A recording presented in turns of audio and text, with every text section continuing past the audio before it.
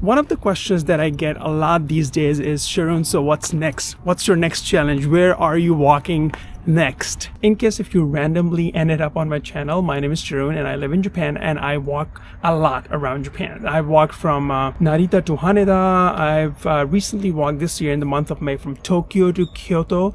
And that's why, a lot of my followers who kind of regularly follow me ask me like, what's your next challenge? Where are you going to walk next? Honestly, I want to walk from this side of Japan to that side of Japan. I just chose this area because it seems a little shorter. There are a lot of mountains in between, but it might take like a week or so. I always wanted to walk across Japan and I thought this seems a little right. The only problem is the bear attacks. So this, in the center area, there are a lot of areas that has a lot of bears, and recently in Japan there are tons of bear attacks.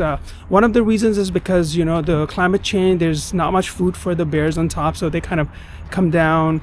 Also, the population in the countryside has decreased significantly. Like every time when I go to these walks in countryside area, you won't hear like a sound, like you won't hear even a little sound. It's so quiet out there. So I feel like because of that, bears, they feel like, oh, there are no humans. And I was just even watching this one Japanese researcher who does all this research on the bears. He did an experiment like where he shoots a gun, makes that sound, and the bear doesn't even move.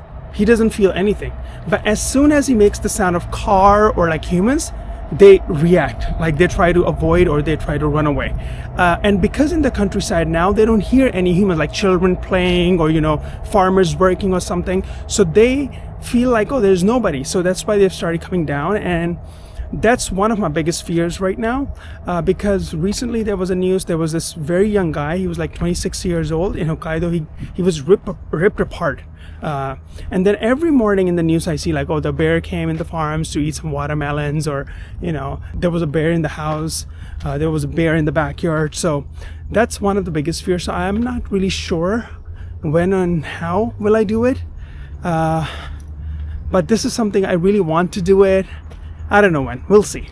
Next month in October I'm meeting Paul. Shout out to Paul. He also walked from Tokyo to Kyoto, but he took the Nakasendo trail. I took Tokaido route.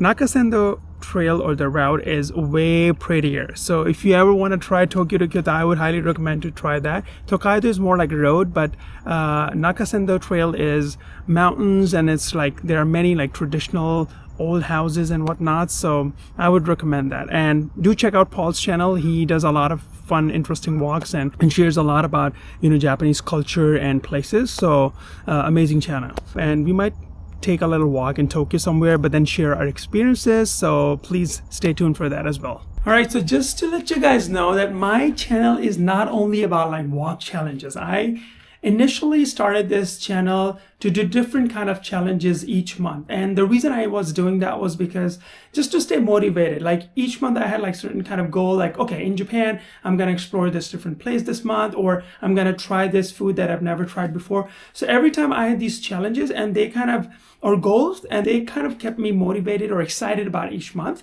But because I was planning to walk from Tokyo to Kyoto this year, all my attention and my goals and whatever I did was there to like train myself for this big walk. And now since I'm done with that, my next big goal is coming. That is in December. It's exactly on December 7th. I'm taking this JLPT N5 test. People who do not know, in Japan, to check your Japanese language proficiency, they have like 5 different tests. Level 5 is the easiest. Level 1 is the most difficult. I'm taking the easiest one this year. If I pass, then I'm going to try level 4 next year. I was able to complete one of my big goals or resolution, whatever you call it, for this year. One more to go. I wonder what about you guys, because this year is about to end. Like it's almost October now, November, December. So I wonder what about your goals or resolutions? Were you able to achieve them or not? Do let me know that in the comment section below, and I'll see you guys later.